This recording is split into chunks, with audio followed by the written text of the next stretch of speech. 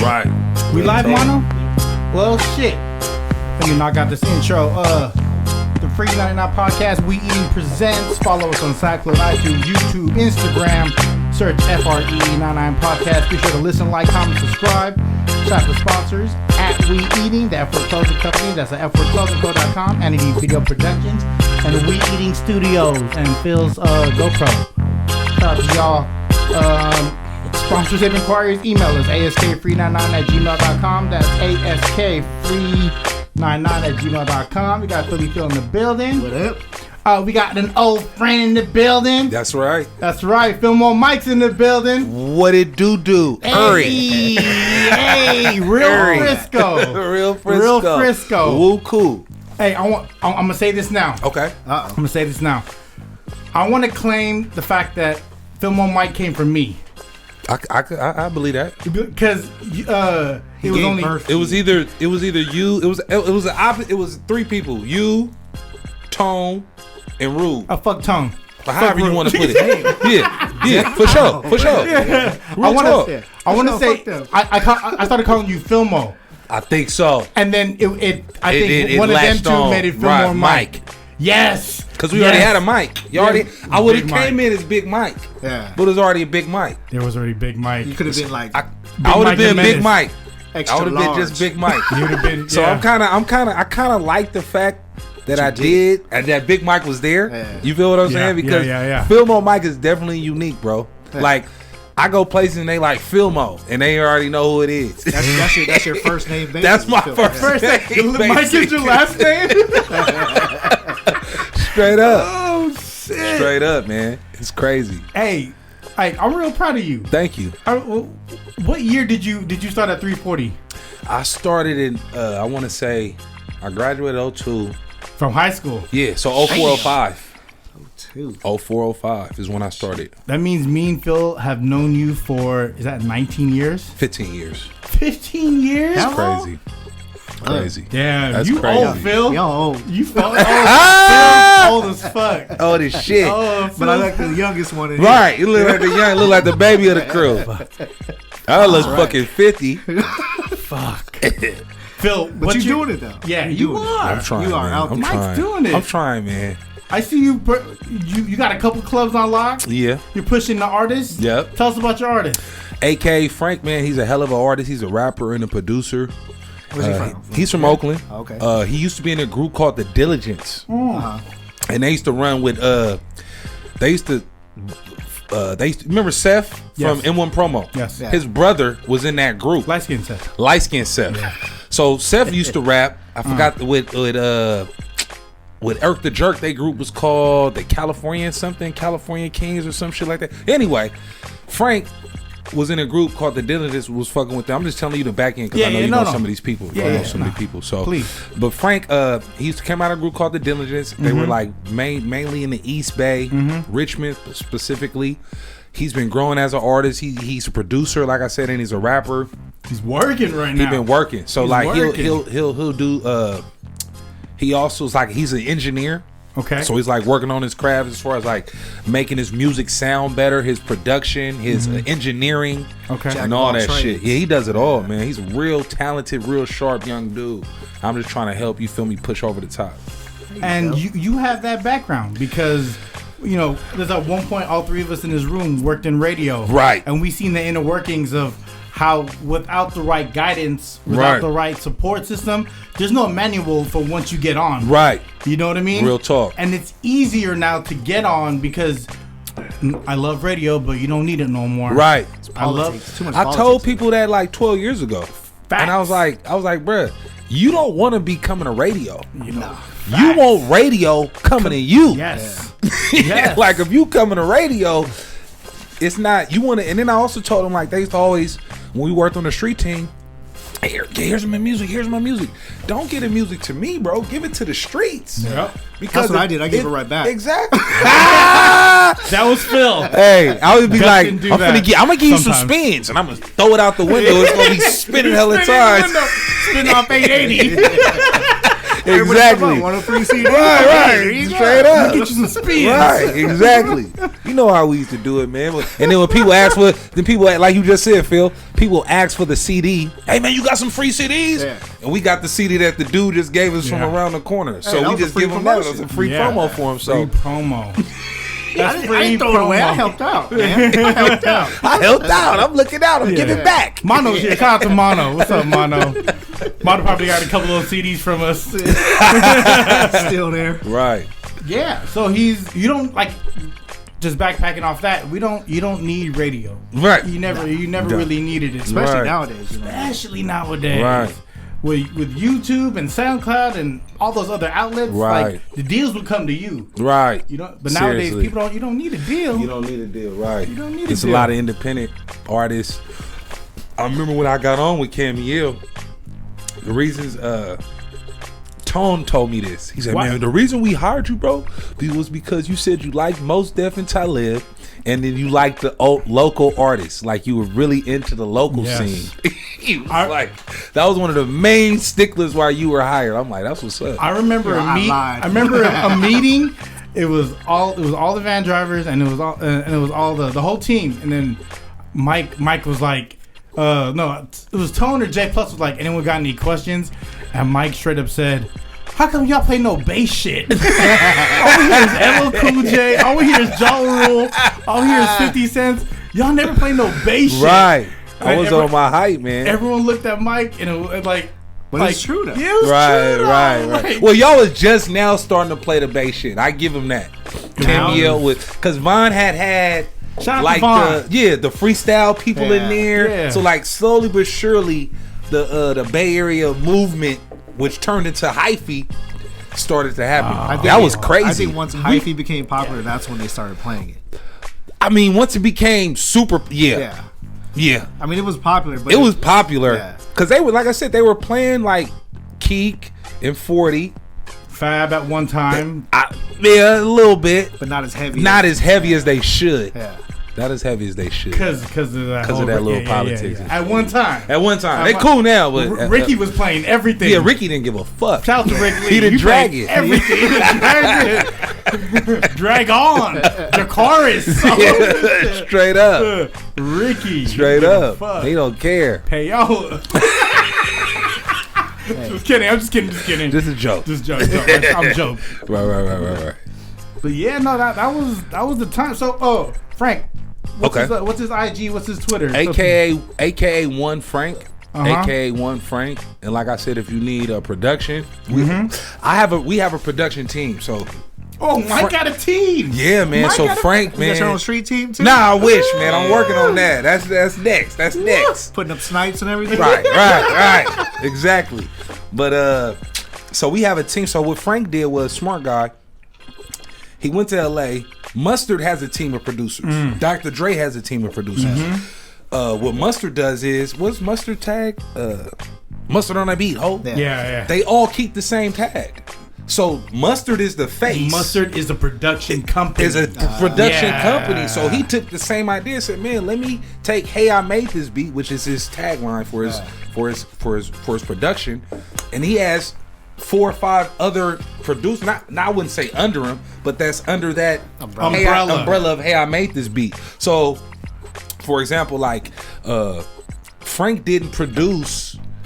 His biggest song is probably the one with Filthy Rich and I Am Sue, Make a Living. That's him? They produced that. Sorry, but he Frank, didn't produce it. He didn't produce it. The team did. The team. One of the other people on the team did. I believe I want to say Gabby produced that one. What's the production crew called? It's called Hey I Made This Beat. Hey, I made this beat. It's all good. So we got like a little team. Producers. So if niggas need production, holla at me. I got you.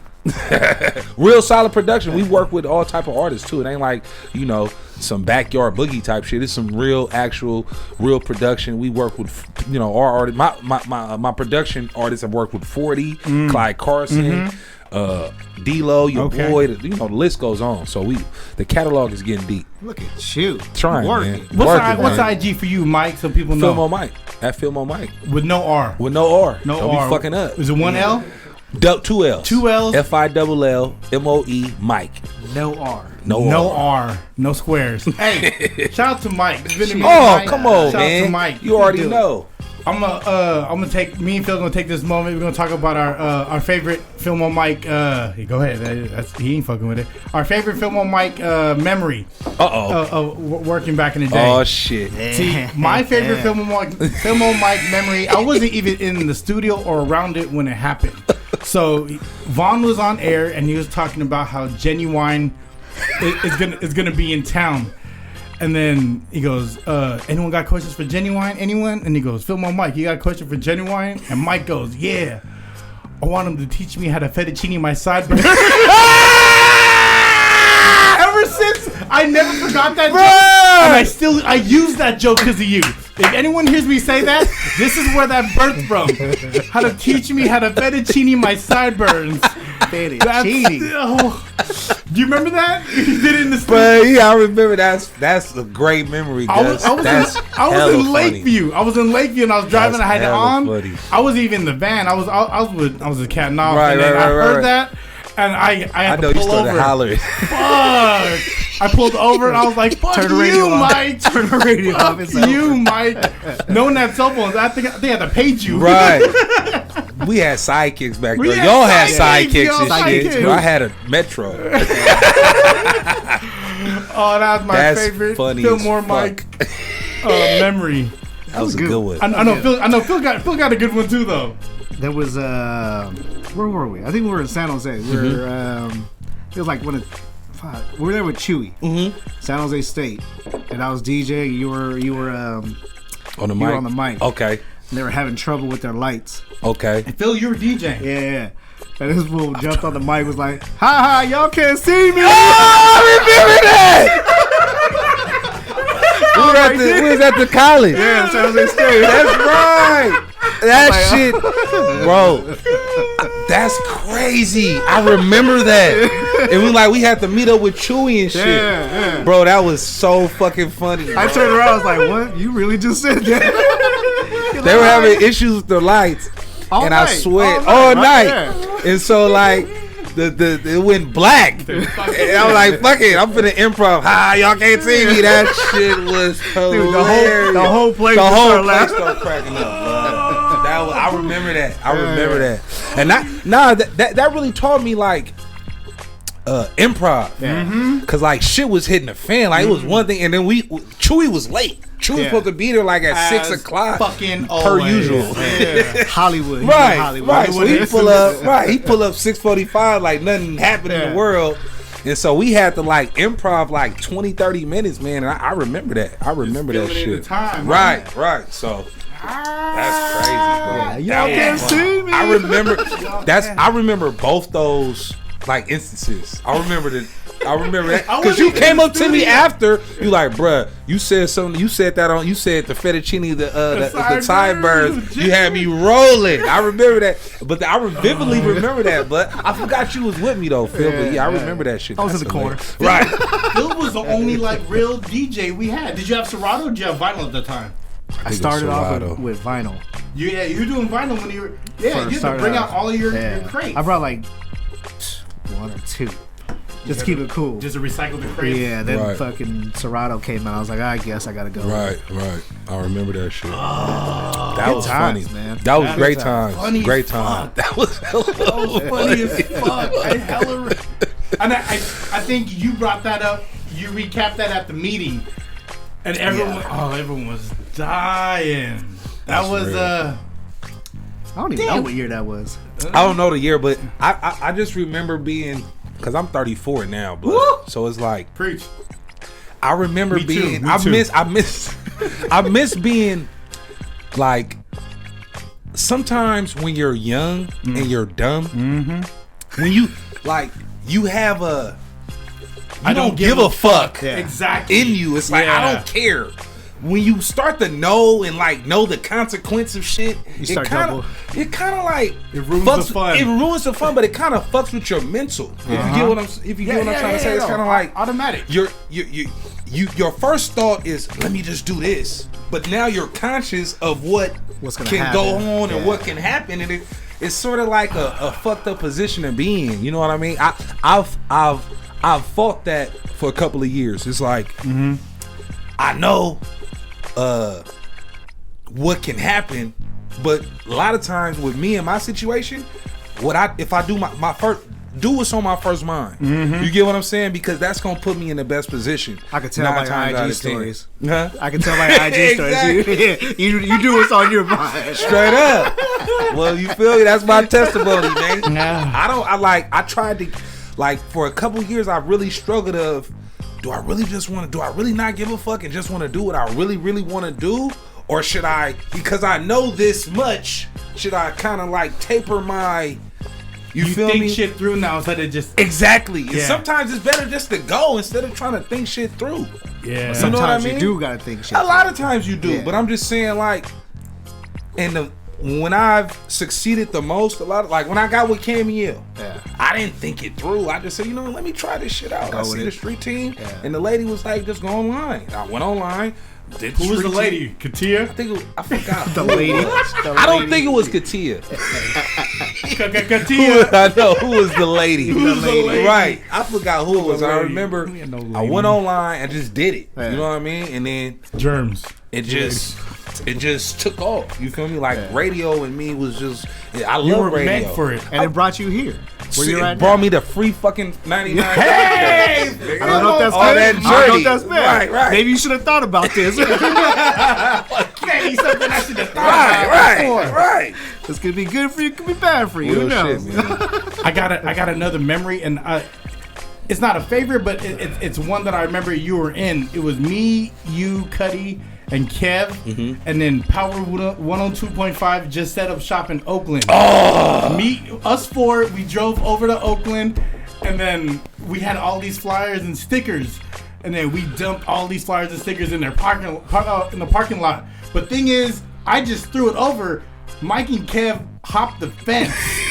And it was in their parking lot and was just like Gambit from X-Men. It was like pew, pew, pew, pew, pew, pew, just shooting out flyers. Right. Like behind, and then you see that they had like a street team meeting. Right. And then as soon as they seen us, I go, hey, they seen y'all. Y'all jumped the fence, and then we just went. I remember that. Hey, you remember that was by the lake, right? That was right by the lake. Yeah. Where is that off of station? Broadway. It was off of station. I can't remember that. What was it, 92.7?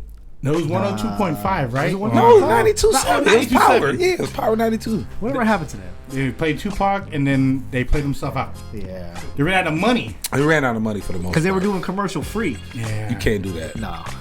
E-Rock was on that station. He's in Vegas? That's right. He in E-Rock's Vegas, in LA. Vegas. E-Rock doing his thing. E-Rock's in Vegas. E-Rock doing his thing. It was crazy because when I had got to the station, E-Rock had just left. Yeah. So he kind of like had a bad name. Yeah. At the station. He went to them, right? It was a lot of shit. I think he went to them. He took the music.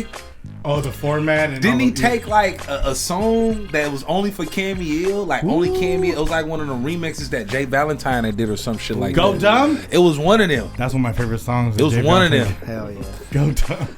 It was one of them. So I remember E-Rock was man, like Von and Scotty hated fucking E-Rock. Yeah, cause they were boys too. I heard about that. So it's kind of hard when a homie kind of does that. You feel me? Right.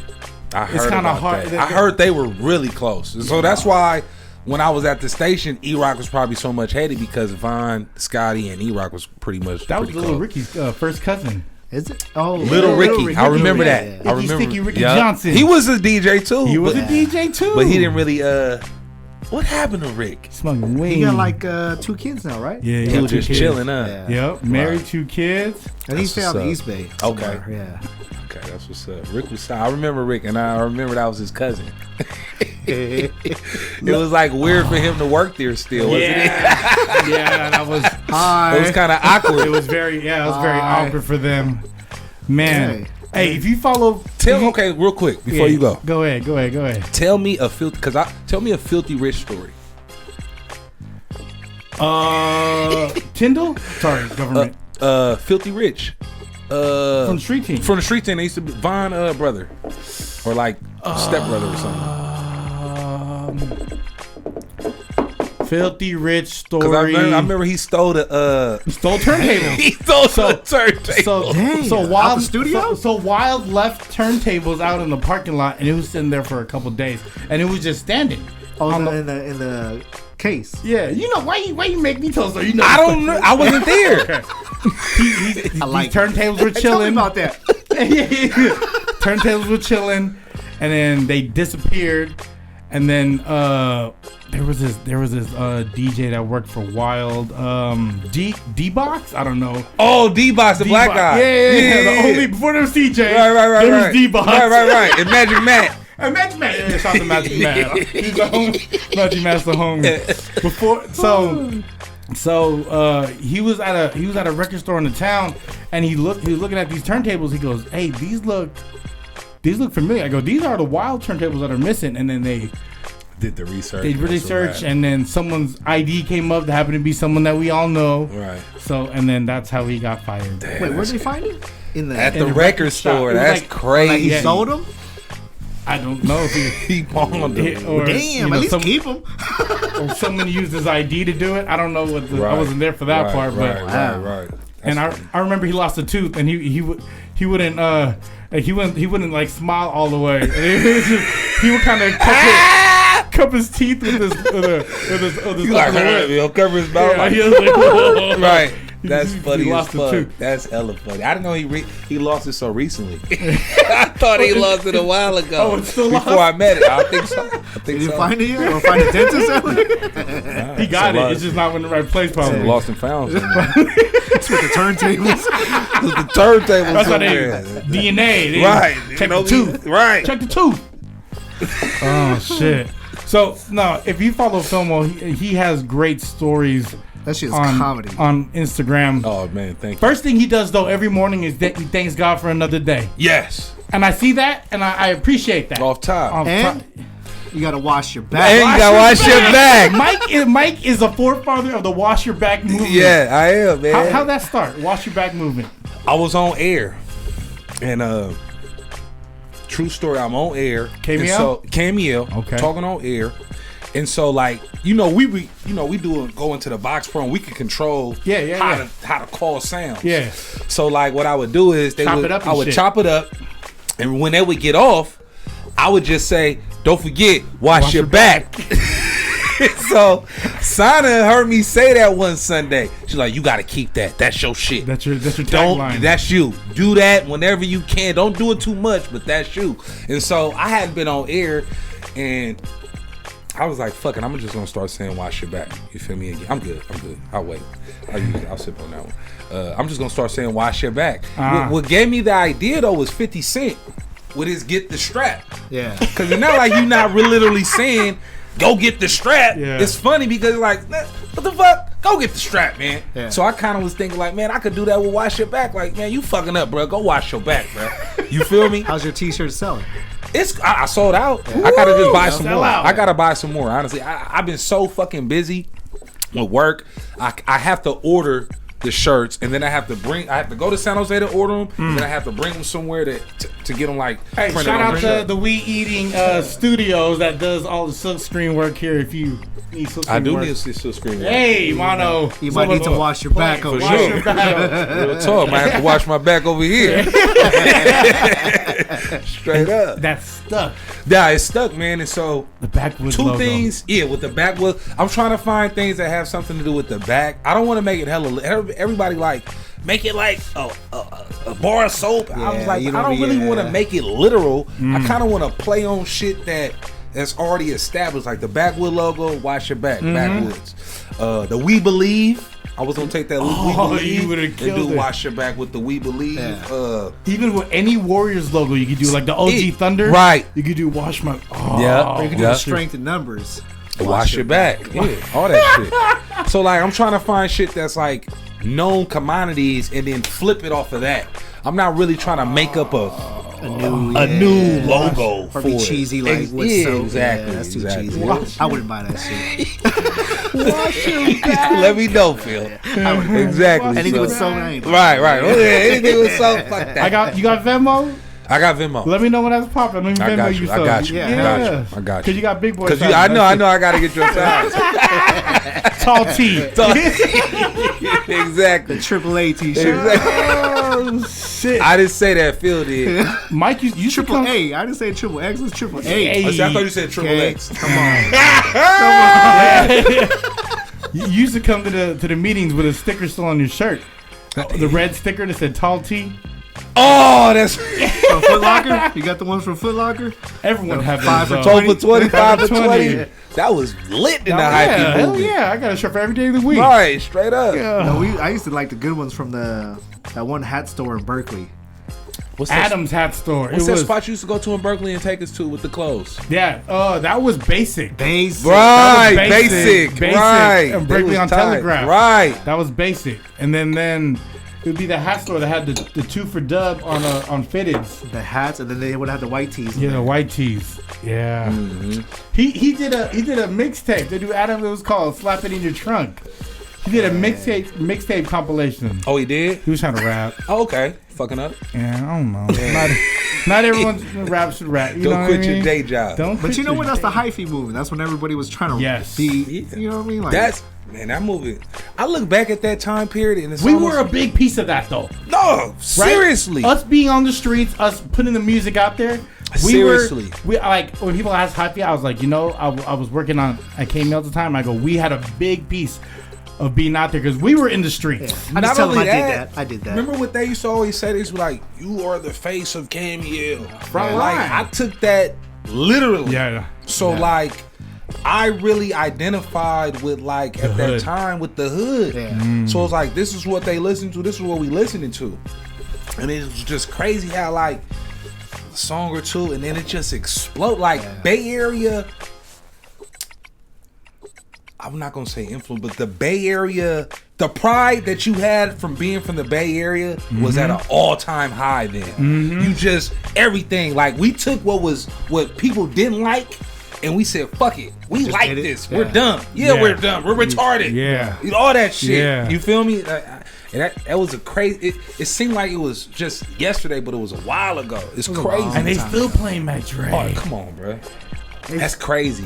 They still fucking with Dre, and they didn't even fuck with him when he was alive. No, not as much. Not that no. They played. It was more so underground. Yeah. It was real underground because even when he was alive, when I first heard Thistle Downs, I remember hearing this, and I was with the street team, and I said, "This shit is trash." When I first heard Thistle Dance, keep in mind, my cousin had heard it for like 4-5 months. Yeah. But my cousin's 2-3 years younger than me. From the city. From the city. So like, it was a combination of two things, and it's really deep. Frisco is separated from everything. Yeah, we are, and we don't realize it until we go outside and be like, "Damn, like y'all don't know this word. Like y'all don't know what can means. Like y'all don't know what God stands. Like I say God, they were like, "What are you talking about?" I didn't realize that that's the street Frisco team. thing. Yeah, that's a Frisco term. The music is the same way. So in the East Band, deep.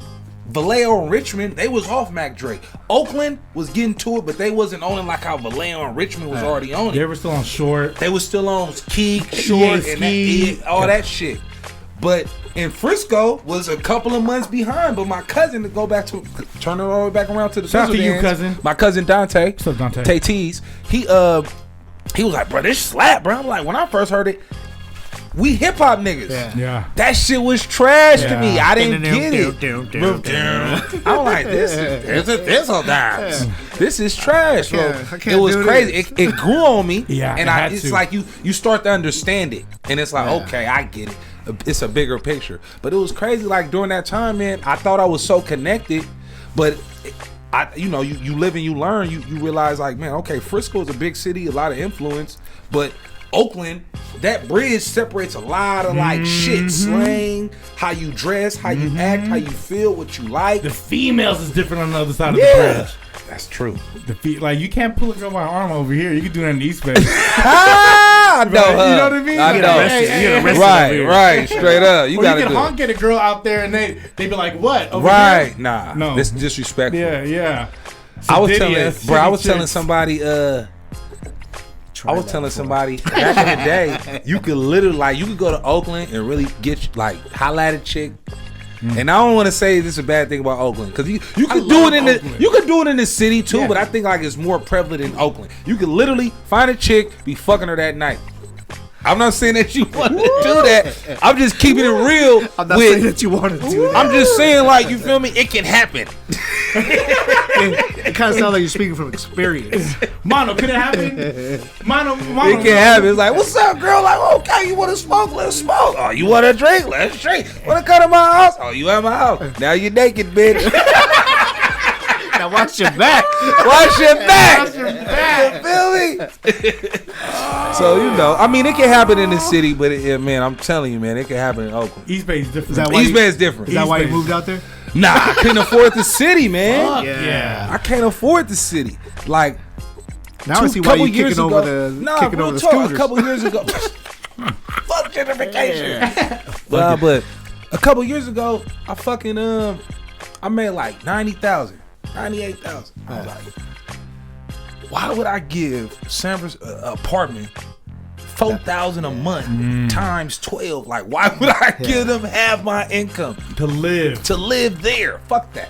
I'm gonna stay in Oakland, pay my whatever I pay a month, and just commute.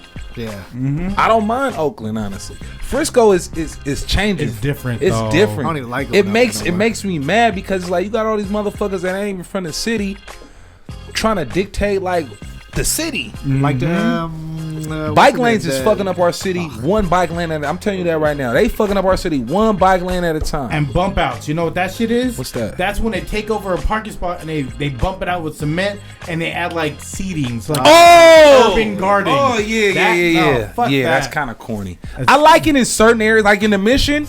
I kind of understand. Off of Valencia, I understand it. Okay. It's hella shops. You kind of want to build that. In North Beach, Columbus, Yeah. I understand it there. But all over the city, every block, no. You know, you can't drive on Market no more. That's crazy. You can't drive on Market. You can't. You're not supposed to. Yeah, you're not supposed to drive down Mission. Yeah, it's You're only not for buses. Right, it's buses and taxis. Yeah. That's crazy, bro. Drive down Mission no more. That's crazy. Man, you can't cruise? How am I get to La Taqueria? Where we gonna cruise at? There you go, La Taqueria. Yeah. Straight up. How am I get to La Taqueria? For real. Mission Street. How many some stolen what's IDs? your go-to taqueria in the city? Ooh. What's the one off of 25th? 24th? La Taqueria. La Taqueria. Oh. La Taqueria, right? Or El Farlito. That's the one. What's the one where the dude is the OG dude outside and he wrapping the taco and he making the tacos in front of you? It's hella motherfuckers out there. In front? It's on 24th. No, it's on 25th. Excuse me. Across from the Chase? Yeah. La Taqueria. La Taqueria. I thought so. Okay. La Taqueria for tacos is pretty bomb. I have a debate with my cousin all the time. Please share. Oakland versus Frisco on the Mexican. I'm like, man, Oakland ain't fuck. Oakland got some spots. They got trucks. They got trucks. They got They trucks. got one or two trucks. I give them that. They got the truck by the lake. Okay. That go crazy. That might be the best taco in the Bay, to me, in my opinion. Okay. The one by the lake. The truck by the lake. You lost be your open logo. late You now. lost your logo. Oh shit. Let's get you. Yeah, there you go, right there. Got that Free99 anorak. I like that. Yeah. Free99 anorak. Right. The one by the lake, Okay. and then it's another one off of 45th. But I argue with her all the time, like Frisco is shitting on Oakland when it comes to food and Mexican food. They is shitting on it. Yeah. Oakland just needs Oakland got more better soul places. Oakland got better soul food. Who we got? We don't got no one no more. We got you. Okay, I give you that.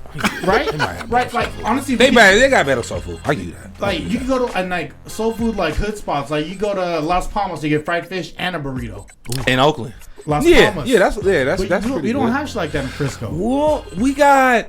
You been to Frisco Fried? Yeah. On Third. That's on Third. Good. I always drive by. They alright. Yeah. They alright. They wings are good. They got the flavored wings. Yeah. Very good. They got a lemon pepper, all type of flavors. Very good. Auntie April's is decent.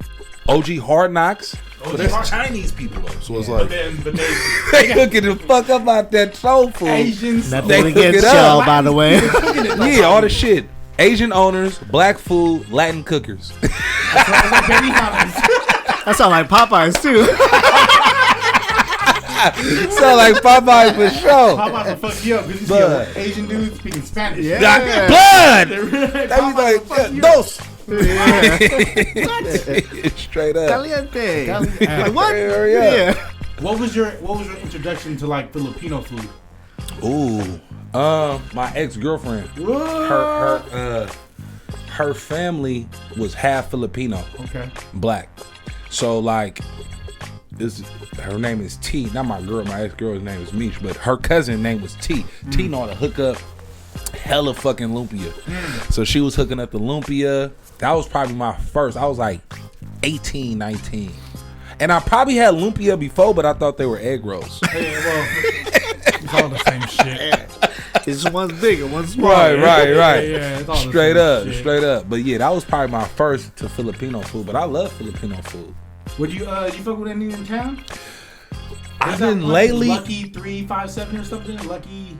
I don't know. Oaktown 357. Hey, The Lumpia Company. The Lumpia Company. Well, that's E40's, right? That's 40 on that. He's like part owner with them. That's tight. Yeah. 40 doing his thing, bud. 40 now. He had some struggling businesses, but 40's doing it now. Remember Boff? No, what is that? Boff was his clothing company. Boff? Boff? I'm pretty sure. I caught myself. Boff was his clothing company? Boff was his What's clothing it stand company. for? I don't know. Ball of B-O-F? Fame? Is it a Ball of Fame? Hold on. There was it was like, what was that one album came out? Yeah. Yep, it was Boff. B-O-F-F. B-O-F-F. Wow. He do have the clothing company, man. But big shout out to 40 though, because 40 really doing this, like, his career is what? 30 years, 35 years. He's still touring. I mean, he's still doing shit. Still relevant. That's crazy. I think it's easier though for those artists to stay relevant than it is for new artists. Because he never switched up his format. Right. And he established himself Here at home first and stayed true to it. What? Okay, but real shit. When I first heard "Tell Me When to Go," I did not like it. Wow. I love that shit. The very first time I heard it, I thought it was. I was like, I don't like the fact that I honestly said I don't like the fact that Lil Jon doing the beat, and I think that one part, where they break it down was kind of corny. Yeah. But everything else, I was like, 40 kind of. Once I heard that bass line, I was like, ooh. I kind of like Muscle Cars more than Tell Me When to Go though. Yeah. I like that one. Muscle Cars crazy. It's dead in the same beat, but it's different. Yeah. It's a little bit harder. Right. Muscle Cars. I don't know. But didn't Lil Jon do that beat too? Yeah, he did the whole. He did damn near the whole album. Yeah. Because that was it was under TVT. He was under John's umbrella, right? Yeah. Warner Brothers. Yeah.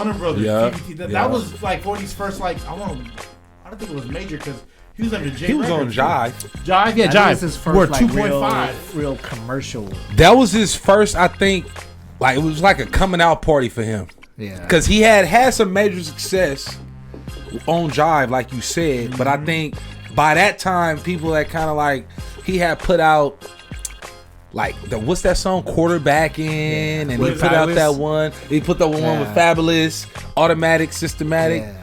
But he hadn't got that level that he wanted until. You know what's funny? I was just watching Revelations. Okay. Because I totally forgot to record it. The Bay Area. Oh, that was tight. E40 was talking about how exact same thing. He didn't know what to do, and he was praying, and he was like, that voice inside of me. He's like, I swear it told me. Go see Lil Jon. Lil Jon. I remember that. Yeah. So would you say this then?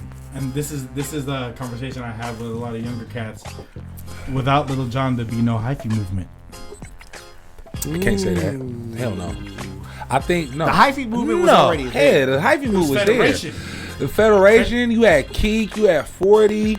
But see, 40 took it to that next level. When you started seeing 40 in USA, that's what I'm saying. That elevated the movement. Right. It gave everyone up. But see, because John.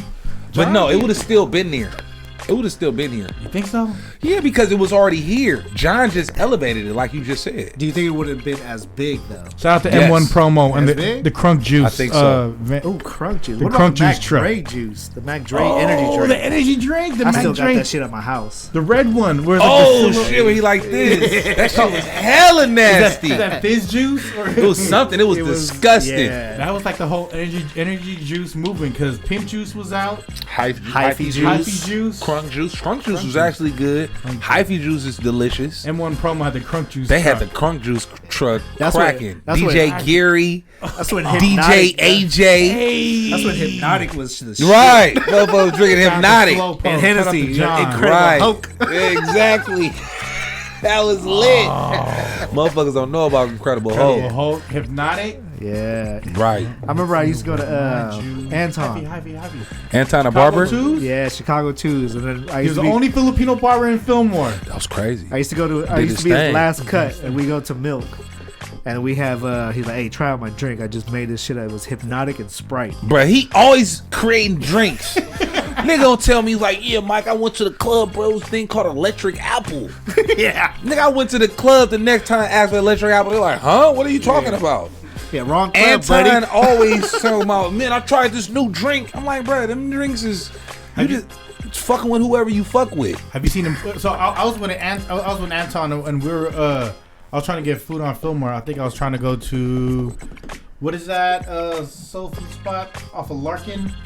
Brenda's. Brenda's got a one. Yeah. Brenda's Meats. Yeah, whatever. Oh, the Viz. Yeah, and the Viz. I'm sorry. Right. So I was sitting there with Anton, and I was like, "Hey, neighborhood changed since you left." He goes, "That Emporium used to be a church."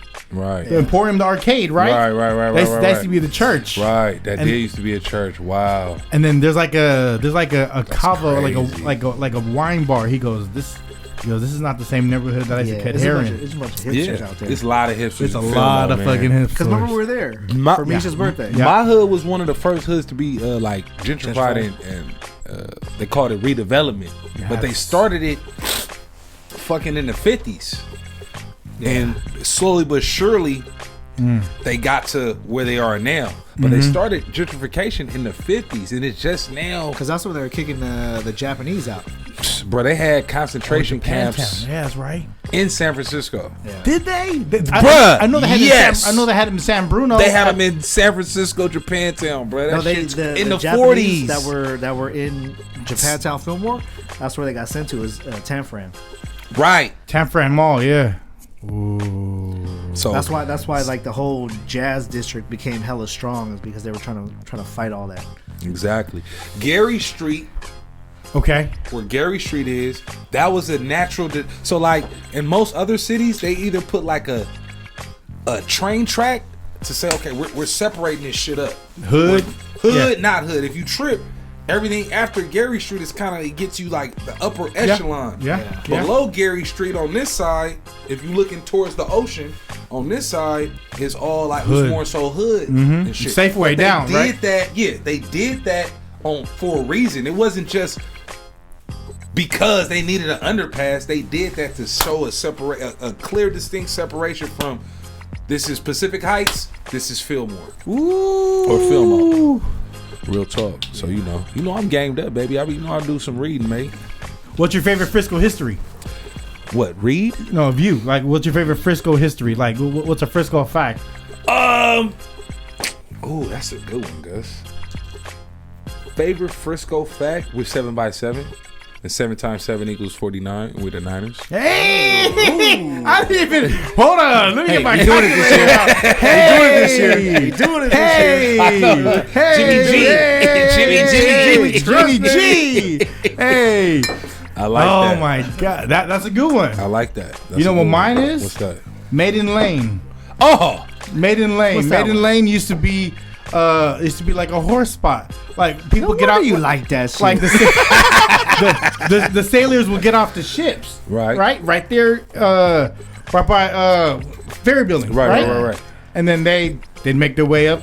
And then Maiden Lane will be a spot, and they just kept the name. We had our own red light district. That sound like a red light district. Maiden Lane. Right. Maiden Lane. That do. And I was watching. You was talking about the Revelations. I love Revelations. I was watching how. Did you see the gay one? I didn't see that. No. The gay one talked about why San Francisco is basically known as the gay city and how that shit uprooted its roots in San Francisco. It's hella interesting. You got to check that out. It's very interesting. Very interesting. It's just because for equality, right? We were the center for equality. If I my name is in the middle of equality. No, if I can, no, real talk, guys. If I can remember, it's Harvey Milk. It was a reason why it was a reason why San Francisco is known for gays and vice versa. Okay. It was something that happened. I can't remember right now, but I'll get back to you. I'll send you an Instagram text. Yeah. Do you have a favorite Frisco fact, Phil? No, I remember the whole. I don't even know where the hell I got it. I don't know if it was in school. It must have been in school. I was reading about the whole Fillmoe district and how that whole like concentration camp. Yeah, it's like real. There's like a lot of history there. So it's the Victorians in San Francisco, in the Fillmore. Okay, they're Victorians. They actually lifted them up from where they were and moved Victorians. So like the Painted Ladies, they were in a different area. They put them all together. They put them all that. You're bullshitting me. I swear to God, you could do the research, bro. They lifted up the houses. These houses were being dragged by trucks all across the Fillmore, being relocated to different plots and different lots and shit like that. It's hella crazy, bro. That hurts my feelings. Well, that just goes to show like gentrification at its finest. So like you'll have a house that was on Golden Gate and Turk or whatever, right? Or Golden Gate and Fillmore. Shout out to KO. Right. And they moved and they'll literally take the whole home, lift it up, put it on the dock, put it on a truck. The truck will drive. It's pictures of this shit. I want it over there. Right. I want it over here. I want it over here. I want it over there. I like that house, but I want that's it over straight there. Gentrification. Redevelopment at its purest. That hurts my take this house feelings. and put it over here. You don't live there, no. I'm kicking you out your house, nigga. I'm taking your house, and I'm going over here with it. I'm gonna buy yours and I'm gonna move it. Right, I'm gonna still own this land though. Right. Yeah. I'm gonna build a piece of shit for you. Right. Oh my god. That's a mind fuck right there. Dude, San Francisco's as you know it is done. Yeah, I mean, right? When we grew up, the 90s and 80s is over with as far as San Francisco. It's done. I talk to people all the time that ain't been back to the city since like the 90s. Like the Frisco's still lit. Yeah. Frisco was lit, bro. I'm like, nah, it ain't. But where do you do all your parties now, though? I do them in the city. I mean, the party scene is cool. It's just that this is what happens. It's not a lot of black people in the city. Yeah. Ooh, that's why that movie, the last black man in San Francisco. Yep. Yeah, that was a good movie. I need to see movie. that. You got to see it. You'll like that movie. It's about. They say it's a line in the movie. I want to get a movie away, but it's a line in the movie in which some people they're on Muni. The people are like complaining, like, I hate this two city. white girls. Two white girls. Yeah, two white girls. Yeah. I hate this city. What do you want? And the dude was like, bro, where you from? If you ain't from the city, you can't say you hate this city. Like, and that really, on some real shit, I hate when people from Oakland, you don't even know my city. Like, you could stereotype my city, but you can't say that you know it. Yeah. And so if you don't really know it, you don't have nothing invested in it to say that I don't like this, fuck you. That's the type of... It's true, though. Yeah, sentiment I get. I mean, type of feelings I get. But, you should see that movie though, guys. You'll like it. It's a movie about people that's from San Fran. Like if you're not from San Fran, you may not understand it, but if you from the city, you totally get it. Because Frisco is a place where we almost have I ain't gonna say a small man's complex, but we love our city. But it's like when people say, "Oh, your city's full of gays." It's bitch, like, you ain't shit. Right. You're fucking gay. Right. You know what I'm saying? So it's like we have like a small man's complex where it's like, well, you're not Oakland. You're not as hood as... I'm like, well, we're not as hood as Oakland. Yeah. We're San Francisco. We're different than Oakland. Yeah. You feel me? Our jacks, we have projects. Oakland got badass neighborhoods. It's a difference. So it's like, my whole thing is just respect my city. Yeah. Like, you ain't got to like it. You know what I'm saying? You ain't got to love it. But...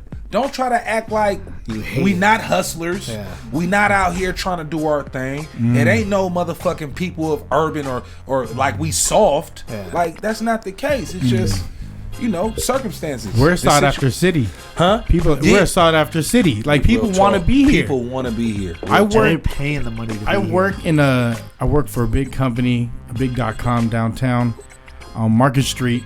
And people ask how many people, real quick before you go in there, how many people that's not from here work for that company? I want to say percentage wise, from San Francisco, 30%.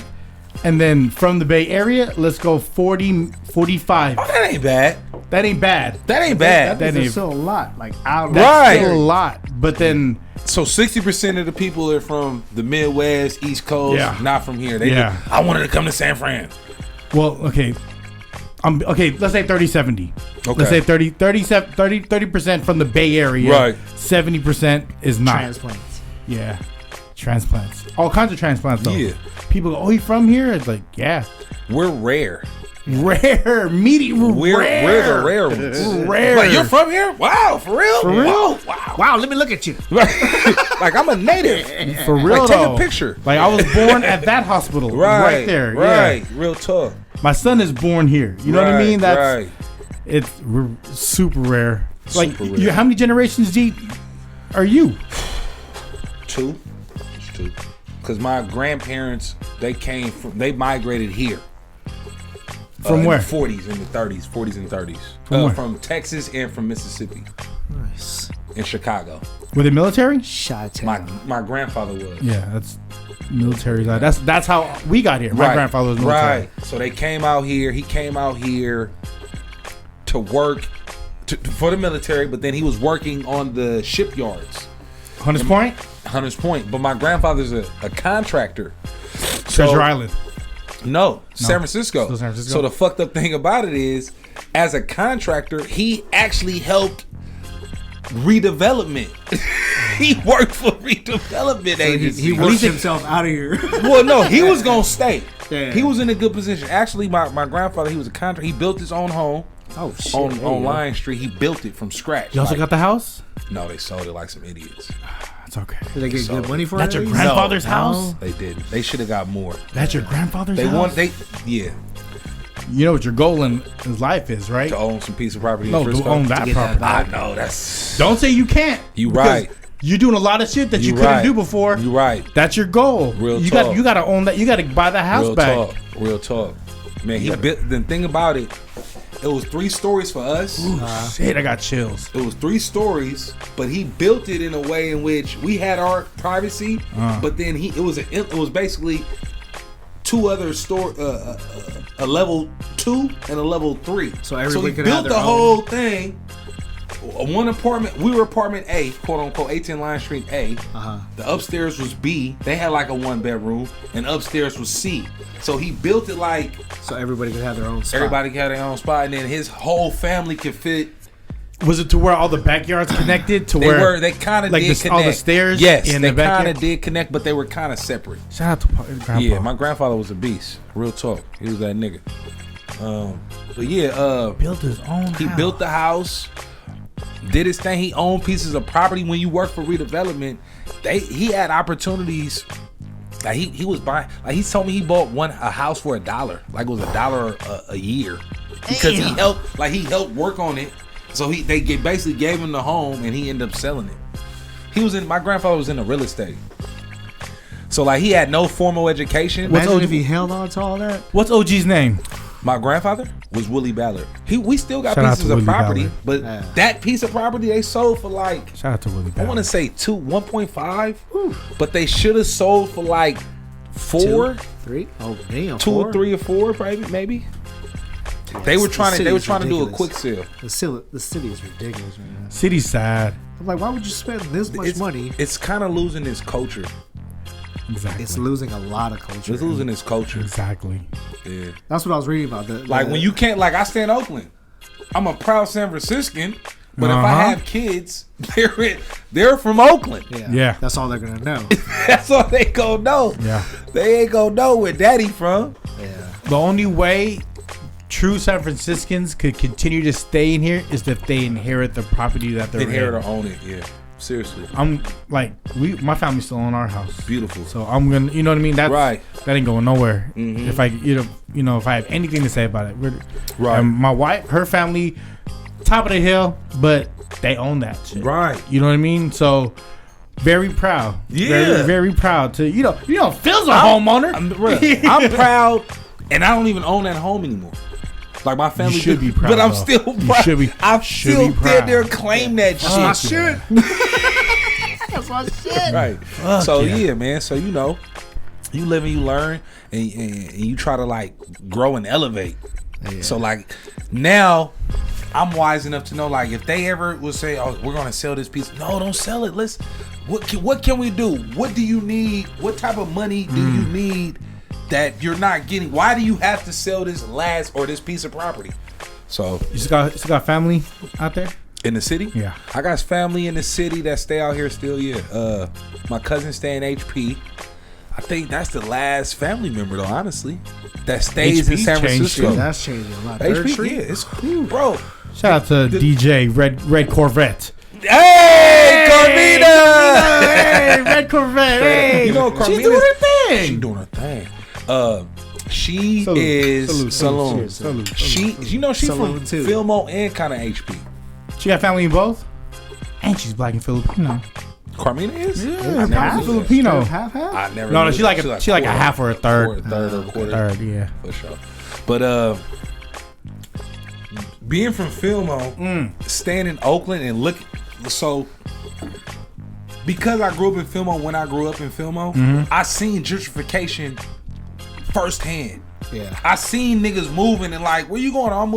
We moving to Antioch. We moving to Vallejo. They got money. Right, they bought houses, right? Yeah, we moving to wherever. Concord. Right? So I seen it, and then your city changing. Like, man, why come?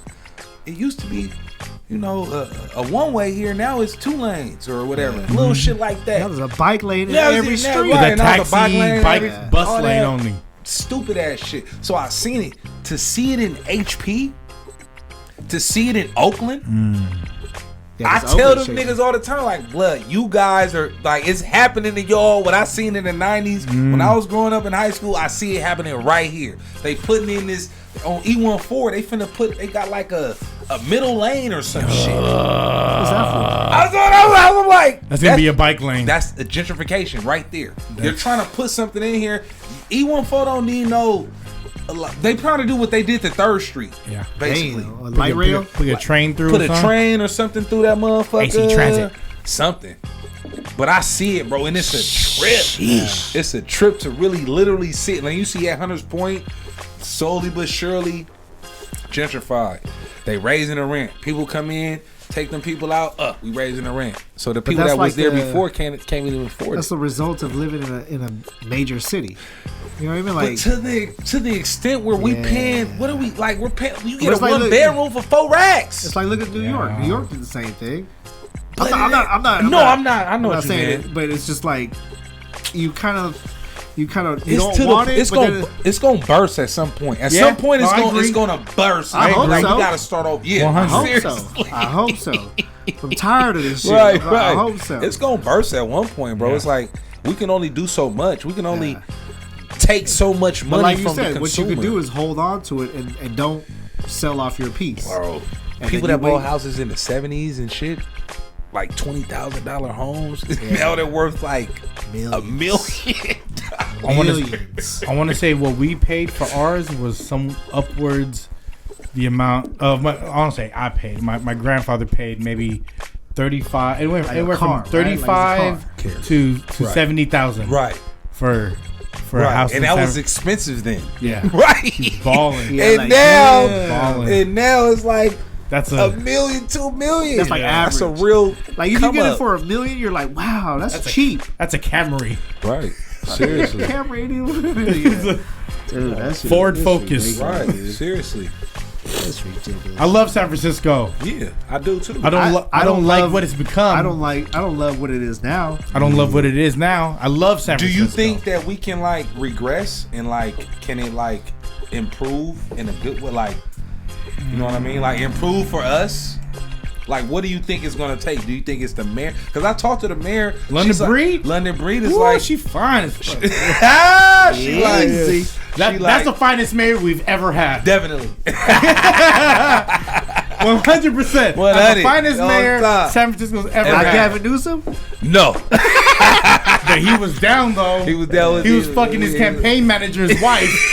Gavin Newsom is a dirty dog. He a thug. Yeah, he out there digging it down to his campaign manager. But he married her.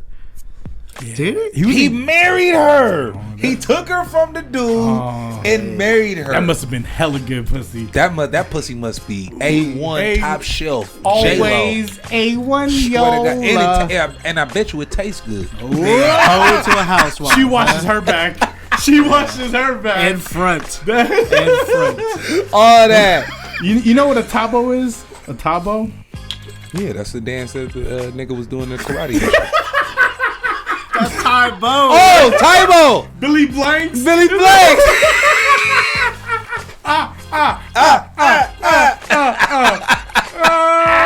You ain't shit, Mike.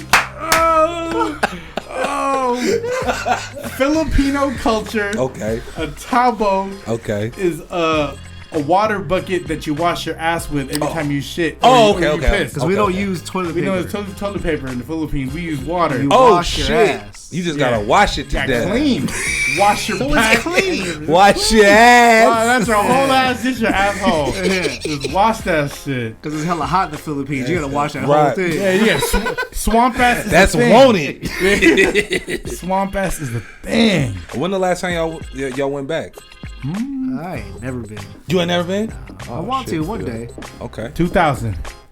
2000? 2000. So 20 years. Shit, why you gotta put it like that, man? 19. 19.3. At the time, $1 is equivalent up to 75 pesos. And for 5 pesos, you could buy a bottle of beer. That was the money conversion. U.S. money flips you hard. Try to do the math. I'm thinking like $1. Okay. So $5. I'm like, nigga, that ain't no change. 75 pesos. Well, I got you. And for 5 pesos. Oh, okay, you I got buy you. A bottle of beer. Got it. You got it? I ain't got it. That conversion. I see it. Conversion is nuts. That is good nuts. It's not like that now though, but it's still probably. It's still up there. It's like 50 now. Okay. It's like 50. So our money goes a long way. Right. Like if you wanted to, you know what? You wanted to be like, fuck my job. I'm gonna open up a club. Mm-hmm. I'm gonna chill out there, and I'm gonna have a young wife every night, a different one. Mm-hmm. You can do that. Philippines. Go to the Philippines. Huh? Go to the Philippines. So you can't do that in the city no more. You can't do none of that in the city, man. Give us history on the best known pimps in Fillmoe. The most well known. Ooh, that's a great question. Fillmoe Slim? Is that one of them? Fillmoe Slim? Fillmoe Slim. You got a lot of young pimps though. Like most people that came with like tennis shoe pimps. No, they real pimping. They real pimping. They really pimping. You got niggas like my nigga Black. We talking about new school pimps. Yeah, he knew. He knew. New school pimps. Oh, okay. My nigga Black. He been pimping for a while now. He got at least be. He look about 34, but he been looking the same since I was like 18. So the nigga gotta be at least in his 40s. That young pussy keep him young. Something keeping him young. He got smooth hair, all this shit. My nigga Black. He been pimping for a while. A lot of times the pimps though nowadays they don't want you to mention their name like that. Yeah. But my nigga Pookie Ray, he been pimping for a second. What about old school pimps? Let's talk about notoriety, like foundational pimps. Uh, Pook Sweller. Pook Sweller is gorilla pimp. Gorilla pimp. He gorilla pimping hoes. Let me know what that's about. That's old school. Bitch, where you at? I'm finna knock you upside your head and really knock you upside your head. You supposed to be out here grabbing by her. You supposed to be out here on the plate, bitch, and throw her out there type shit. Real gorilla pimping. So Pook Sweller, I'm sure there's a lot. It's a lot, but I mean, like I said, it's more so like it's a lot of macking in Fillmoe. That's different. Yeah, it's a little different than pimping. It's a lot of macking. You know what I'm saying? Like.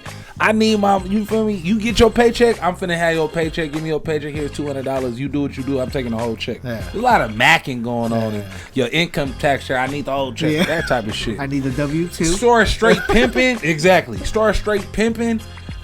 Like I said, Pook Sweller, Fillmoe Slim. Fillmoe Slim had chicks out there, man. Up until like a couple years ago. Really? He still had influence. Ron Newt.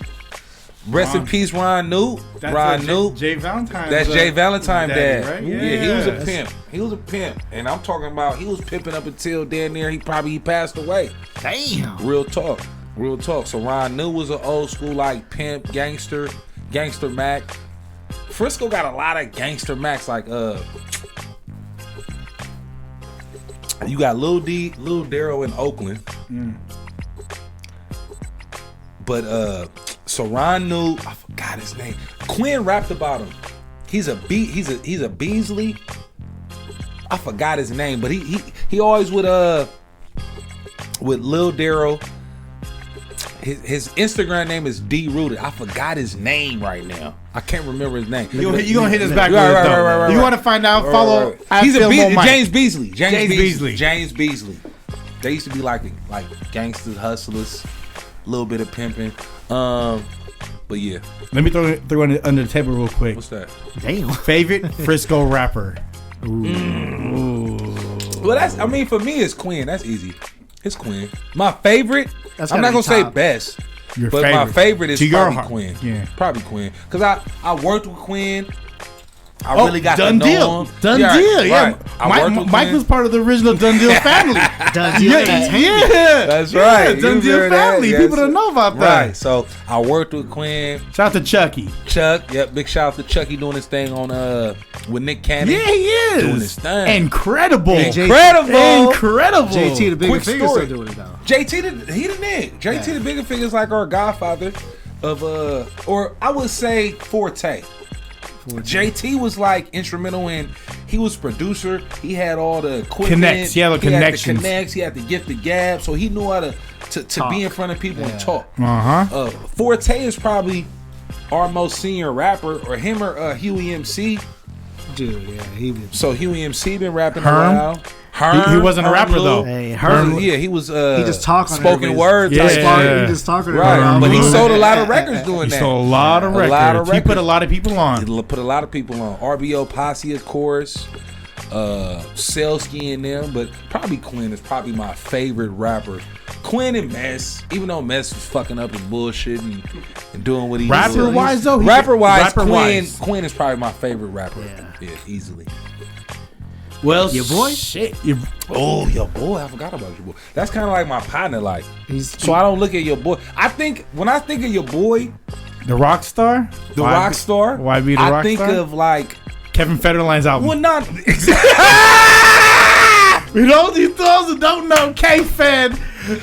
He wrote his shit. He wrote his shit. He got paid off of Britney that. Spears money. Loan money. That bitch still rich. Malibu beachfront money. Straight up. Malibu's most wanted. Oh, K-Fed. He was, Hey, for those that don't know, your boy, that's pimping right there. That's pimping. Your boy was writing and fucking with Kevin Federline back in the day. Smart as fuck. He wrote like 2-3 of his albums for K-Fed, and K-Fed was really fucking with your boy. Like, would call him like, "Hey man, come over." Like your boy would tell me like, "Man, I just met Britney Spears and all this shit." That shit was hella funny. But yeah, your boy. I mean, your boy's a tight ass rapper. Yeah, but he is. For me, Quinn is the best because most people started rapping because of Quinn. Yeah, like Quinn was the rapper that your rapper's favorite rapper. That's exactly what I used to say. Frisco's rapper's favorite rapper. Yeah. Because I mean, it's so true. Like Quinn was the one that made you say, okay, I can put Quinn against Jay-Z. He was the only one of the rappers, him and maybe Yuckmouth, that was on. Like a lot of times, a Bay Area rap was not like E40 is a lyricist, but you can't. If you don't really listen to 40, you may not pick up on. You're gonna miss the punchlines and all the shit. With Quinn and maybe Yuckmouth, you could clearly hear it. Their rap cadence was not like normal Bay Area rap cadence. I'm not saying that Bay Area rap was behind, but I am. They had their own style. It wasn't New York. It wasn't lyrical. New York, no, it wasn't corrupt dog pound, that type of shit. But it could cross like. No, it could. No, it can. But I'm just saying, when I would remember like early '90s rap from Bay Area, it wasn't aligned with LA rap. Yeah. It wasn't aligned with. It was in its own lane. Yeah, we got our own shit. Sound. It didn't sound like nothing. West Coast Bad Boys. Yeah, exactly. So like Quinn was the first one where I could feel like when you listen to him, you like, okay, well, I could hear Quinn on versus a New York nigga. he was like, him and Yuck Mouth to me was the only ones you could do that with. Yeah. I respect the fuck out of Andre Nicotina though. Yeah, he's still doing it. Still ripping Fillmoe. Yeah. Still doing his thing. Still doing his thing. Even rapping hella long. My boys tour with him. Switched his style up. Never. Still getting his money. Still independent. Still independent. He got that white following too. He got that college foot. White people from age 46, 47 to 10 years old, 12 years old. Love and know like a motherfucking nut. Come on, bro. My boys tour them. Shout out to Fan Biz. Shout out to CB. Shout out to Barnum. Okay. They on tour with them. Yeah, on tour with them. They did a couple tracks with them. You know what I mean? They Filipino. Nicotina a pimp. I do not doubt that. He a real pimp. Yeah, I do not doubt that. He a real PI. Yeah, it's straight up. That mind game is a motherfucker. Man, killer whale. Mind game is a motherfucker. Killer whale. Straight up. All right, so there's this segment of the Free99 show where me and Phil do a thing to where we go back and forth with different songs, and we got to guess the songs, the artists, all the bullshit. Shit. So the genre we picked was just straight hip hop. Okay, cool. So typically it's me versus Phil and Phil versus me, but I'll read some off and either you or Phil can guess. Okay. You want to go first, young Philly Phil A? Philly Blunt? Yeah. I get to my shit. Let's see. I was trying to think of like how we gonna stump Fillmoe. Oh, young Fillmore Mike, man. All right, let's see. You want to start with something easy? Yeah. Go ahead. Let's warm it up. Yeah, we're warming up to it for surely. Let's see here. Free99 podcast, episode 32. Fillmore Mike in the building. Philly Phil in the building. Shout out to Mono. This was hella easy. Okay. When I pull up in the front, you see the Benz on dubs. When I roll 20 deep, it's 20 knives in the club. What the fuck? Niggas heard I fuck with Dre. Now they want to show me love. When you sell like Eminem and the hoes. Is that 50? In the club? It sounds different when they reading the shit. Yeah. It's like, I know this song, but he ain't singing it. You gotta read it like spoken word. Right. The only Bay Area song I remember 50 Cent being on was Love Rants. Up. Oh yeah, that's right. That's the only Bay Area song I remember 50 Cent being on. That was recorded in 330 Ridge. That's some hip hop history for you, Bay Area. You remember when 50 Cent got ran out of Mission Rock? Oh, he didn't get ran out. He didn't want to show up. He didn't want to show up. He was on the bus. And he didn't get out. He didn't get off the bus. Yeah, he's like, no. It's the same. They were rocking the bus. Yeah. That shit was crazy. They were shooting outside. They were rocking the bus. But you know who did come? Young Guns came out. Because I remember Chris and Neef? It was right before. Can't Stop, Won't Stop? Yeah, it was right. That song was hot too. That was a party with Chuck. Like, yes. That was that was a Chuck party. It was a Tuesday or a Thursday. It was a random. No, it was a Saturday. It was a Saturday. It was a Friday or a Saturday because Mission Rock. They had the show. They had Rock the Bills, but Rock the Mic tour the next day. Busta, Jay-Z, 50, and Chris and Neef and them. Chris and Neef. But that song was big. Yeah, that song. But bro, I remember that night. It was literally packed at Mission Rock, and Mission Rock used to smack. It used to seem like it was when Mission Rock was cracking. You used to see that motherfucker was moving. The whole pier, bro. And that shit was that club would sweat. Yeah, people sweat, but the club would sweat. What? Nah, actually, it's a brunch spot now. Yeah, it's I went there like last year, and I was like, "Wow, dude, this is Mission Rock." It's different. Yeah. I think DJ Brian V was trying to do like a one last Mission Rock party. Really? R.I.P. Mission Rock. Mission Rock was. Hey, once the Chase Center opens up, that's gonna be cracking. But it's not gonna make it a club though. It ain't gonna make it no club. You should make it a club. You couldn't leave shit in your car because your car would get broken in. Broken into, or your car. I think Scotty's car got stolen. His rims got taken. Yeah. God, Scotty Fox, one of my favorite DJs ever. His rims got stolen. His spinners. He had the spin. That's free fucked up. Yeah. He had to Escalade on He Dubs. did. You see it. Yes. Shout out my nigga Bailey. Hey, you see it. All right. Gus's turn. Okay. This is gonna be easy for Mike because a lot of you don't know Mike's a real backpack head. Yeah. You know what I mean?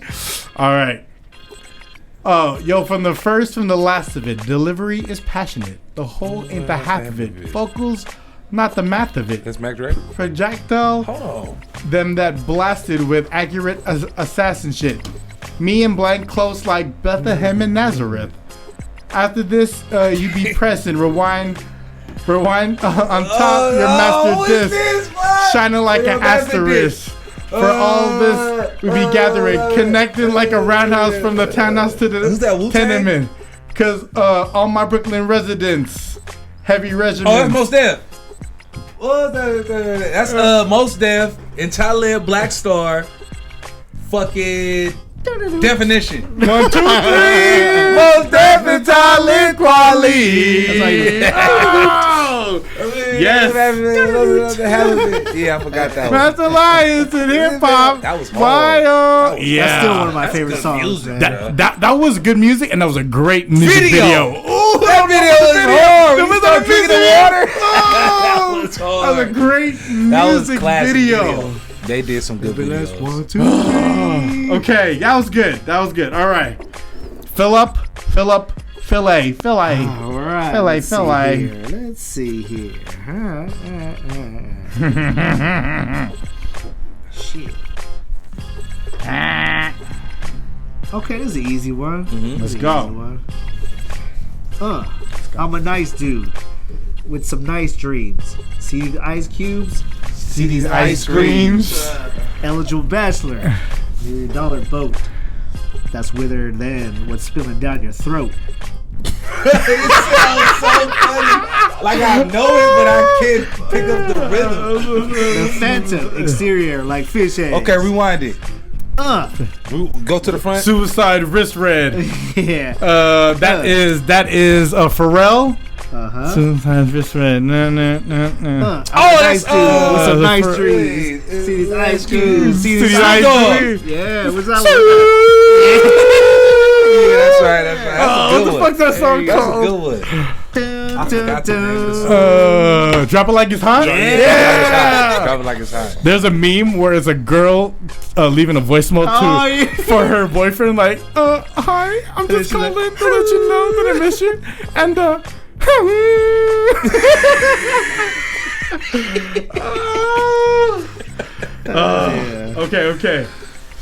Okay. All right. I'm just on my shit right now, so don't worry about me. Introduction, Phantom of the Dark, walk through my heaven with levitation from reefers, drenching divas in E7. Snow boating with ruggers, flash finds Belafonte vigor. Let's skate for what's worth as we confiscate your figures. Casanova Brown, I don't know. levitating Jiggy. No. I played the thief. What? Casanova ain't gonna say no. I played the thief. What? Sensations for Mardi Gras. They be screaming Chiba, fulfilling pleasures in my castle, blowing the smoke out. The Garcia substitute. This is it. What? Lucini falling from the sky. Let's be rich. What? I would have lost. I wouldn't have got that. You weren't a Campolo fan? I was, but shit, nigga, the way I was rapping hella fast. This is it. What? You trying to follow in the sky, looking rich. What? Not the way you was talking it. I wouldn't have got that. Gus be fucking out. You gotta make it difficult, man. You gotta make it difficult. That definitely did that. Did that there. Did that there. That shit was. Yeah. I wouldn't have got This is it. What? I was hearing some of it. It's sipping. I'm a red da. If I ever said that, you would have got it. If you would have did it like that. Sipping. I'm a red da. Let's see here. Sipping. I'm a red. Who's been sipping? Let's see here. Yeah. All right. This might be easy. Let's go. Okay. Philly Phil.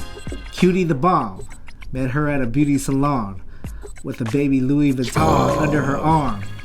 She said, I can tell you rock. I can tell by your charm.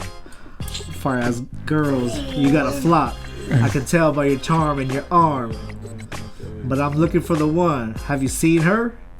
My psychic told me she'll have an ass like Serena. Trina, Jennifer Lopez, 4 kids. and I gotta take all the bad ass. Kanye West, Gold Digger. Yeah. I have to hear it like. Right. I have to keep hearing that shit. Floating, nigga. Okay. I just want to come. That's you. Is this a poem or a rap? What's this? But now, are you reading a text? Are you reading a text?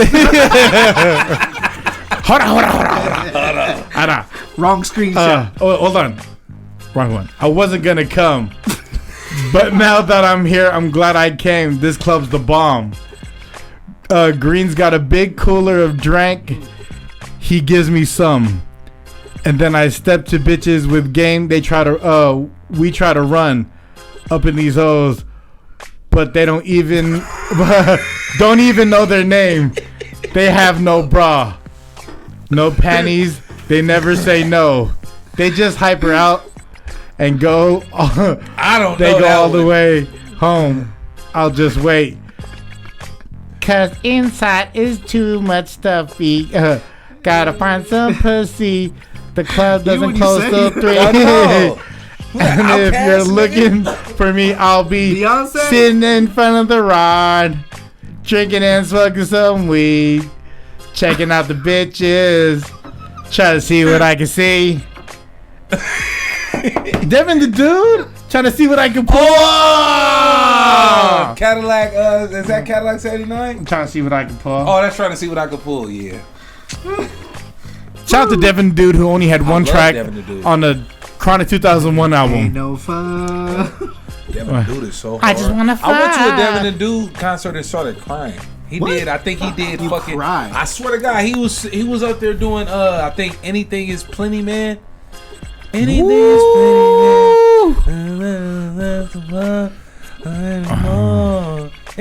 the part you started to cry? I started crying, bro. He's a good performer. He's a great performer. You ever seen him live? I'm just asking. He had the Coffee Brothers there. Okay. That was at Slim's. I broke up with my girlfriend, my ex-girlfriend at the time, on a weekend, and on the Monday there was a Devin the Dude concert. And I was working for the station. I somehow weaseled my way onto the stage, and I stood on the stage with Devin the Dude. Like I was on my sidekick. There's a picture. I had that shit on my MySpace page. There's a picture of me on the stage with Devin the Dude while he was rapping. Now I'm just like in the cut. Hey, what's your ultimate breakup song? Ultimate breakup song. Bro, you know, I would when he said that, I was thinking like, bro, it's hard for me to break up with people. You just start calling them. It's just hard for me to just let go of people. I have a problem with letting go. Give like, a big heart. Even when if I'm not fucking with a chick or a bitch or a chick. or bitch. Yeah. Depends who asks. Right. Depending on how I feel about her. But you feel me? Depending on usually I've never had an ex that I hate to this day. Most of my exes I'm still cool with. Swear to God. You still follow each other on IG? No, we don't follow. Ooh, you ghost follow. My first girlfriend, well not my first, but when I got old enough with real girlfriend type shit, we can't follow each other.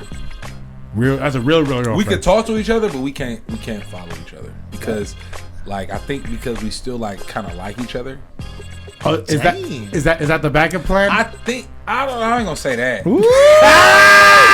That nigga trying to get his Oprah on. Is that the backup plan? Yeah, the backup plan. So what you trying to say? That's what you're trying to say. Everyone had a backup plan. So there's a chance you were just trying to say. Nah, but we can't follow each other like that. I don't know why. I'll get mad and she'll get mad. So it's best that we don't follow each other. So you don't have a breakup song where you're like, man, fuck her.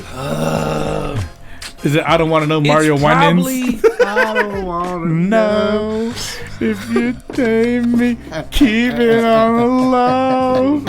My breakup song is probably a motivational song that's fuck her. It's not really a breakup song. Because mine was what was that? 11-5 Kill a hoe. And then he brought up what I totally forgot, which is fucking the best song, ROD Project. I can't stand you, bitch. That was hard. That was a clean version. I did a clean version. Right. Watch that it back. Was hard. That's a good one. People forgot about ROD project. Yeah, I totally forgot about that shit. Talk. I would probably, like I said, I would go back to like it's an uplift. My breakup song would be an uplifting song for me. It'd be for you, not for the bitch. Me, not for her. Yeah, it'd be like something like the Killer Hoe, fuck that bitch. That's a good. That's a good one. Blood. That's a good. Because I was just thinking like Killer Hoe, that's perfect. That's perfect. I mean, you're too nice for that. I'm an asshole. Say that I'm an too asshole. Nice. I just don't really have like. I don't associate music with breaking up. Okay. I associate music with like getting further on the bitch. Okay. So it'll be something about like it'll be a motivational song about look at Fillmoe Mike and saying fuck whoever. Yeah. You know what I'm saying? Look at Fillmoe Mike. I'm trying to think of the song. you a grown up now, Mike. Man, I'm OG, man. I'm a young OG. Yeah, you are a young OG. Yeah, y'all the OG. I'm an OG. Yeah. Little OG. Hey. Phil looking 12 years old. So he OG. With 3 kids. But you had when I knew you, like when we was on the street team, you had like one at the time or two, no right? kids. I had no kids. You had none? None. You wasn't even married then. No. Right. I remember that. I was still in my I can't stand you. Yeah. Right. Phil, you was hella cool though. I remember when you joined the street team. Man. I remember that. What was I thinking? Nah, you was gonna get on because you knew all of them. Oh, yeah. Because you was Asian? Nah, it was a Filipino connection. Oh, man. You knew all of them? Right. Oh, he a DJ? Yeah, we right, good. Yeah, right. But I remember when Phil got on. I remember when DC got on.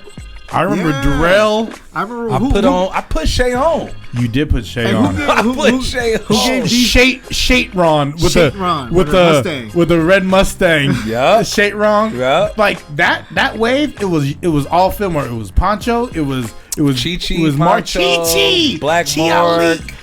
And he's still doing it. DC Pat came in. Yeah, Pat. Black Mark Yeah, still doing Pat, my boy Pat, Free. Yeah, Free. Hey, who gave DC the nickname Purell?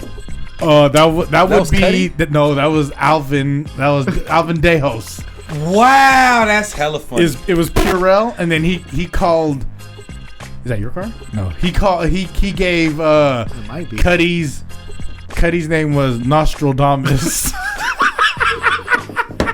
His nose. Alvin was a killer. Alvin was funny as fuck. C's. That's A Soul. Another highlight. We did a show at Pier 23, and we had you be a hype man for Tone C. Eye Contact. I remember that. Woo! That was your first rap. That was my first time being like a hype man. Real talk. Ooh. I remember that. Isn't Tone C back in the Bay? He's back in the Bay. He worked for another radio station. He worked for Q102 and 95.7 The Game. Cheese's old station, right?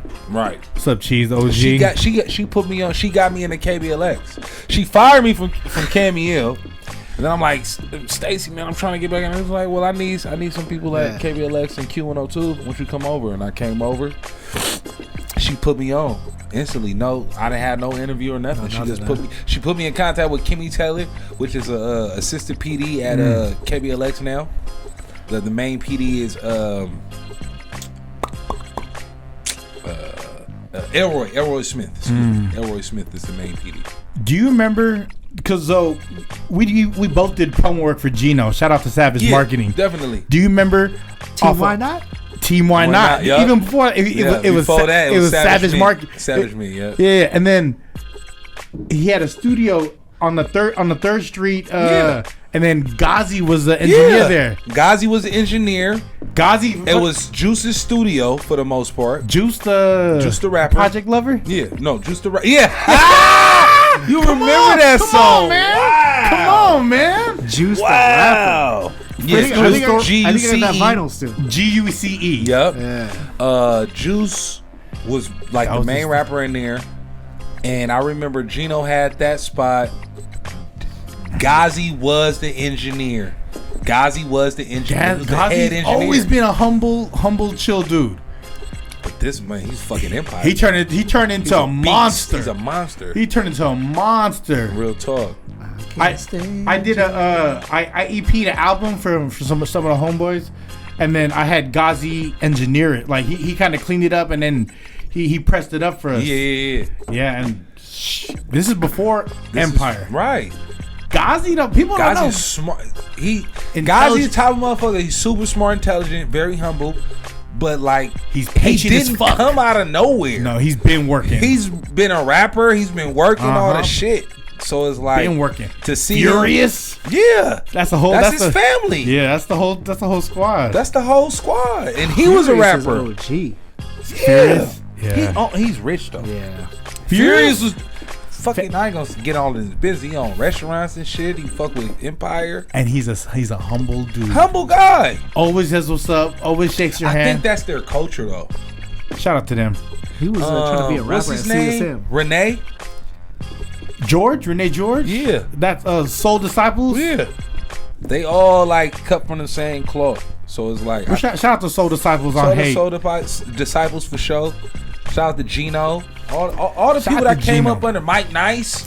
Shout out to Mike Come Nice. on, baby. Mike Nice.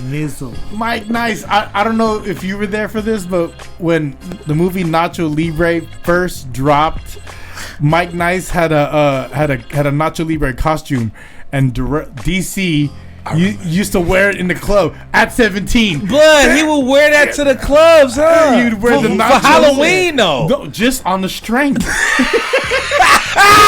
It was a Wednesday. It was or Thirsty Thursday. Blood, hold on, blood. Nigga just rocking a Nacho Libre fit just cuz. It was a whole one piece. Do you remember that though? You remember that? Bro, I'm finna call DC and clown that nigga. At 17, I remember that. Mike got 2 kids. Mike Nice got 2 kids. He do? He got 2 boys. He got 2 boys. Got 2 boys. That's a good look. Yeah. Mike was always solid. Good look. Mike was always solid. Mike's solid dude.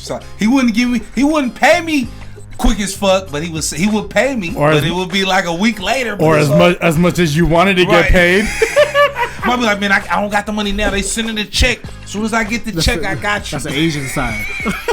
Gino always paid. Oh, Gino paid up front. Gino would be like, here $100, but I need 100 pictures.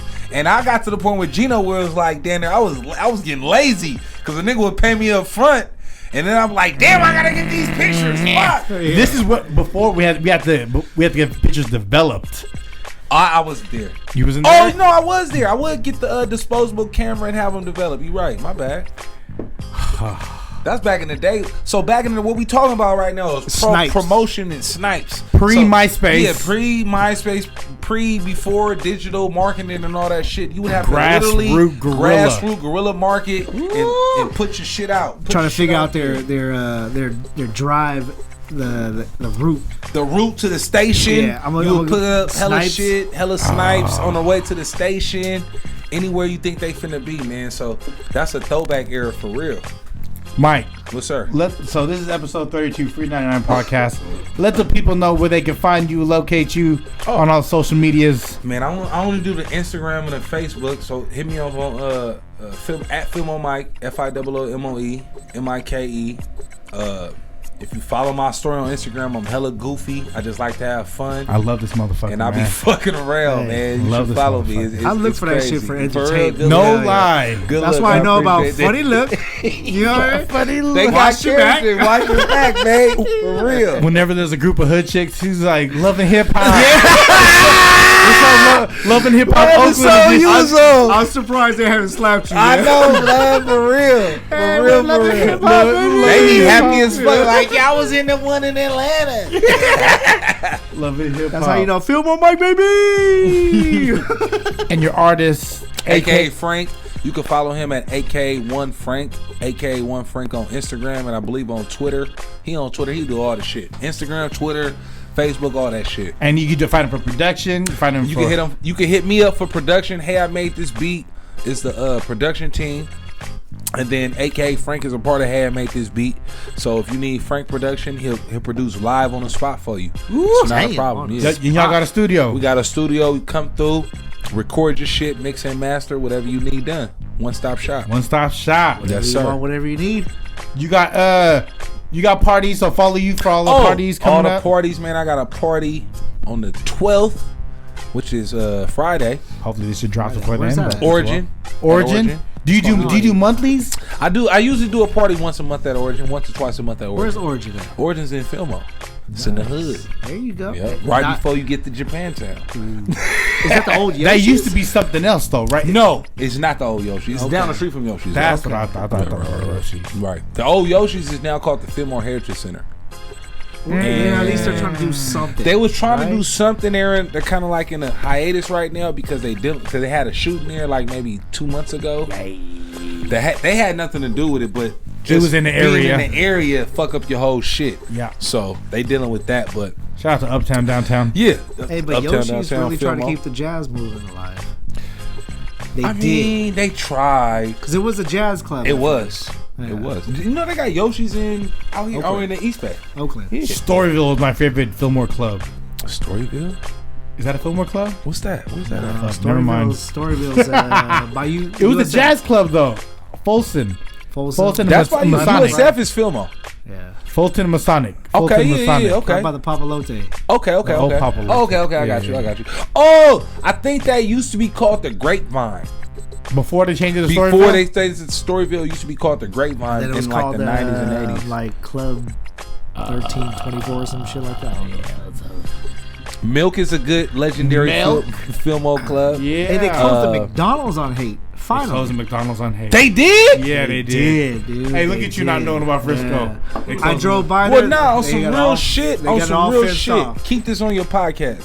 When I was broke as fuck, I would take records from Amoeba. I would take records to Amoeba, but I would get them from Vine. Whoever would give me records, old CDs, and all them CDs we used to get albums. I'm taking them motherfuckers to Amoeba and getting me an extra 30. And this is the time when they were buying CDs and all the shit. So like you could take in a decent CD and maybe get like $4, $5, $6, $7. Damn, really? So like if I got like 2 new 50 cents, 2 new Mob Deeps, still plastic. It's still plastic in there. All the shit, they just got that little rip on the side. They ain't tripping, but it would net me some money. So like when I was broke, and then Vine hooked me up because Vine would give me the records.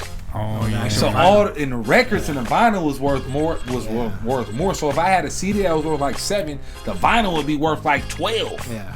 So like, shout out to Amoeba, man. When I was a broke young nigga, 22, 23. Amoeba's still there, man. Amoeba's still there. Because I think it's still the records. McDonald's closed. That's crazy. Yeah, that's nuts. That's like an institution. Yeah. The building, the structure's still there. They got it all fenced off. Yeah, there's nothing there no more. That's crazy. I got towed from there once or twice. I used to park there all the time to go to Amoeba. Kezar or to go to Amoeba? Amoeba. Oh, okay. You got towed not going to Amoeba? No, I think I got towed from the parking lot across the street. That grocery store. The Whole Foods? Yeah. Oh, yeah. That was you was going clubbing at Milk? Nah, just catting off. Okay.